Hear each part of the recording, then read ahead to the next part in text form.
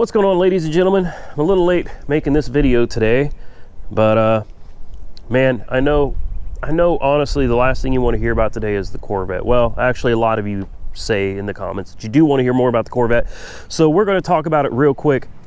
And there's something at Copart. I'll go ahead and give you like a spoiler alert here. We didn't freaking win anything. The cars that I was looking at, quite honestly, weren't all that great. A lot of you commented that, and I agree, but that doesn't mean that they're not good flip cars. It doesn't mean that you couldn't make a profit off of them. And unfortunately, you know, we're in that time where people are getting their taxes back right now. You know, that thing we call tax time. See, for people like me, that means I got to pay the IRS $6,000-$7,000, and then there's other people that are getting back like $4,000 or $5,000, which is great for them. Sucks for me. I'm not complaining. It is what it is, man. But it's a great time to sell cars. The problem is this is the worst time to buy cars. You really need to have cars stocked up and ready for tax time. That's the honest truth, because going out and trying to buy cars right now, you get so many people that are out there trying to buy cars for themselves or for a family member or something. Makes it really difficult.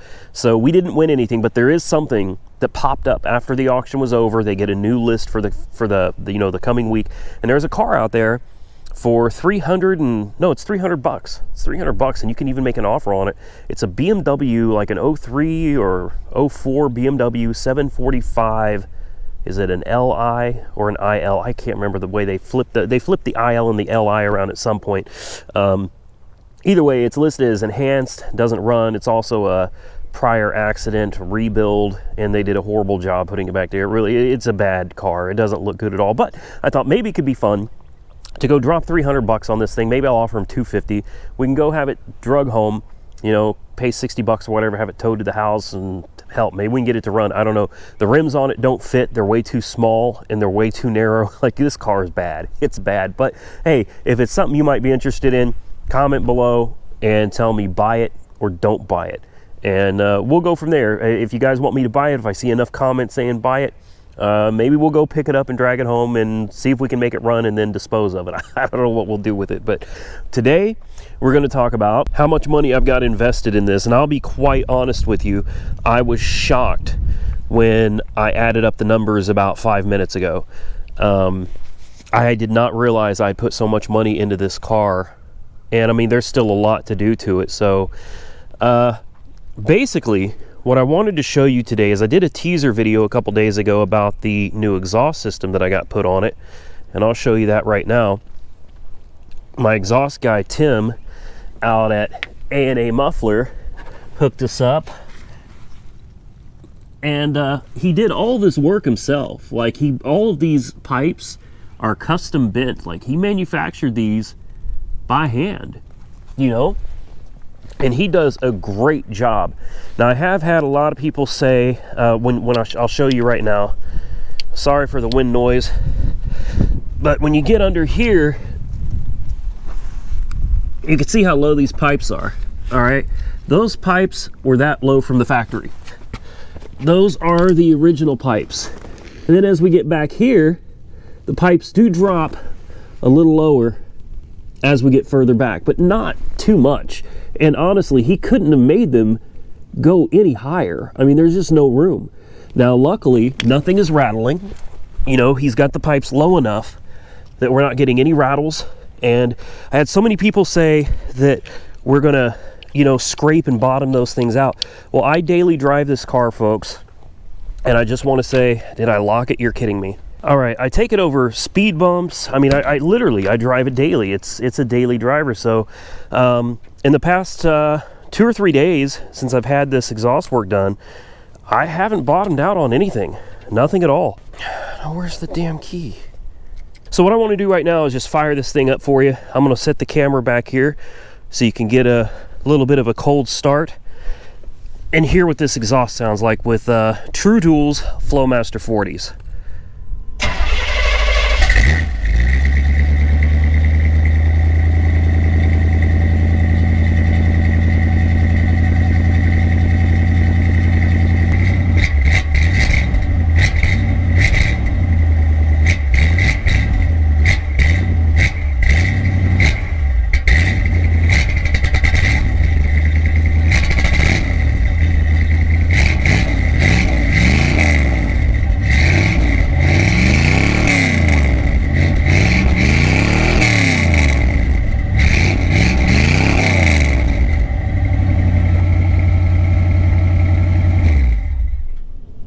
So how do I feel about spending $10,326.22 on this old, antiquated Corvette? Like I said, I was blown away. I was blown away by it. I didn't realize that on top of the $6,500 that I paid for it, I had basically dropped another $4,000 into it already. Like that, it was like that. Like seriously. And that's the thing about project cars. They'll drown you. They will if you let them, and if you don't keep track of your finances, yeah, they'll eat you alive. One of the center caps came off, so that's one of the things that's part of the cost. I ordered a whole set of center caps for it because these things are just plastic. Look at that. I mean, they're just little plastic tabs. These things are old and cracked, so see what I mean? They're real bad.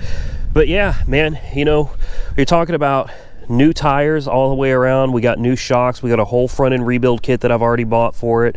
The exhaust was $386 for Tim to put that whole exhaust system on there for me. The mufflers themselves were like $180 for a pair of Flowmaster 40s. Tires were $436, $440. I remember that. The plugs, wires, cap, rotor. I just ordered a new carburetor and intake manifold. I got an Edelbrock Performer EPS intake. I got a Edelbrock, I believe it's a 1406 carburetor. You know, that stuff came out to about $500.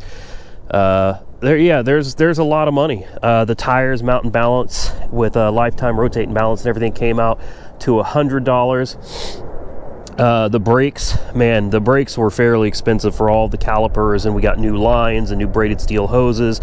The front end rebuild kit was about $400 because I went with all Moog components. So that's all going to be redone with good quality products. So yeah, do I feel like I got a bad deal? No, not at all. Not at all. And we're going to be ceramic coating this in the very near future. I think March 2nd is when we're going to do a paint correction and ceramic coating. You know, and that'll make the car look better. It's not going to fix everything, as we got there's little scrapes and stuff here and there all over the car, man. It's old. But she's going to look a lot better, and we still have a lot more money to spend on it. That's the thing. We've got a T-top over here that got broken.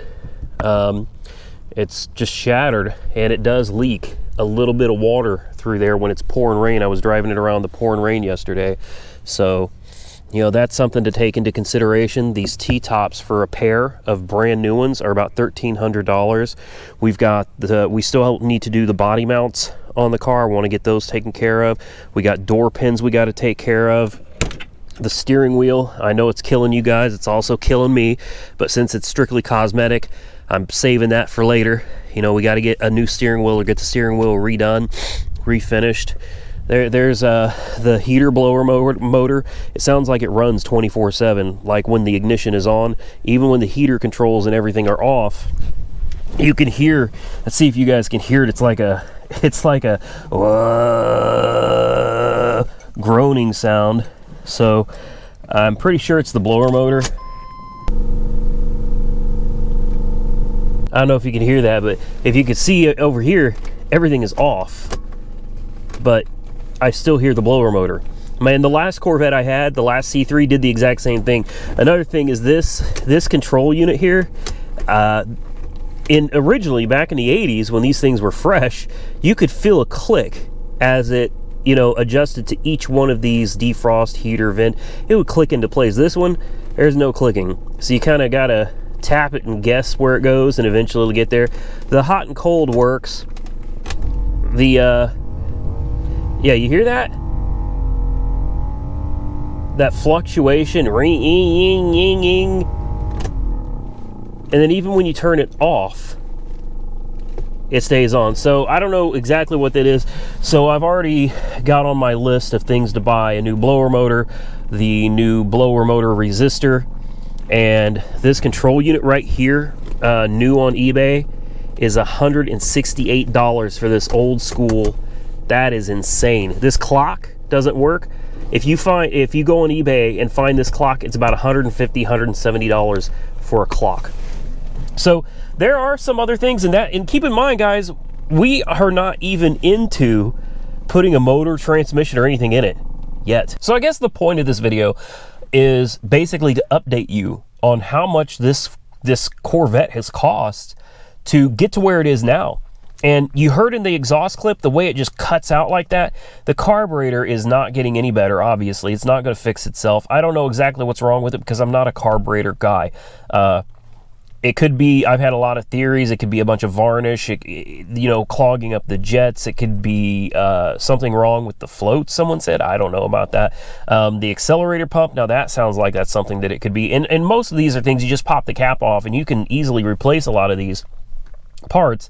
But honestly, guys, I don't know what I'm doing. The carburetor was like $329 for a brand new one. Plus, we're changing the intake anyway. We're putting long tube headers on it. They are on the way. So thankfully, for 10 grand, basically, what we will have in the very near future is a perfectly running, excellent looking, and very good, well driving C3 Corvette. You know, people are still torn on the mileage. Half of you think it's 45,000, half of you think it's 145,000, and about 0.001% of you think it's 245,000. I'll be honest with you, I don't know.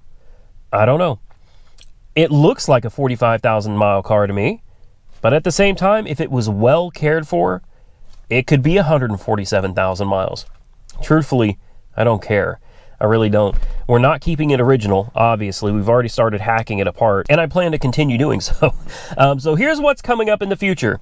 Edelbrock 1406 carburetor. We're going to put that EPS manifold on, and we're going to get rid of all the emissions, all the crap, the air injection system, the air injection pump, all of that is going to be gone. Long tube headers are going to be installed. Oh, that should give it a nice, real good, throaty sound. Cat converter is gone. Flowmaster 40s are on it.